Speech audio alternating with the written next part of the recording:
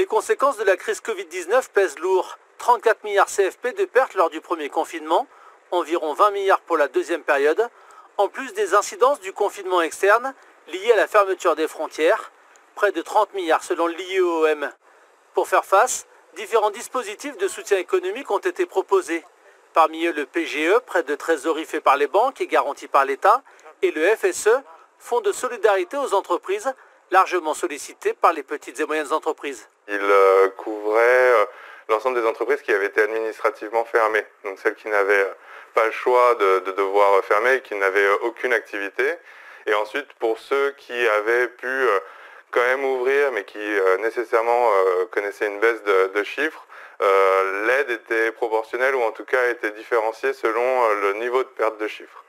Sur le millier d'adhérents de la CPME, 60% ont bénéficié du fonds de solidarité. L'élargissement des aides annoncées par l'État pour la nouvelle période de Covid est donc bien accueilli, d'autant que la révision des critères souhaités par les acteurs économiques a été prise en compte. Les critères d'éligibilité, encore une fois, étaient compliqués. Les périodes de référence 2019, pas forcément adaptées.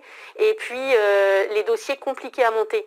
Donc là, on va avoir des choses quand même beaucoup plus simples. La possibilité aussi pour des entreprises créées après 2019 d'être éligibles, ce qui est une bonne nouvelle. Et puis, des dossiers plus rapides en termes de réponse. Après une longue attente, l'arrêté reconduisant le dispositif de chômage partiel doit lui être signé mercredi prochain.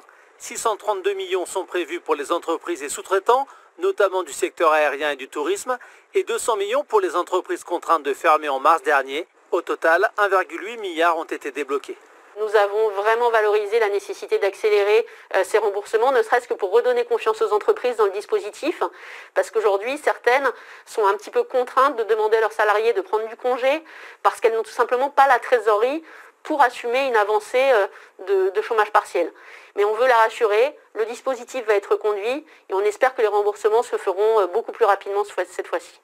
Le MEDEF-NC, qui espère par ailleurs un étalement des échéances de remboursement du prêt garanti par l'État pour laisser la possibilité aux entreprises de reconstituer leurs fonds propres.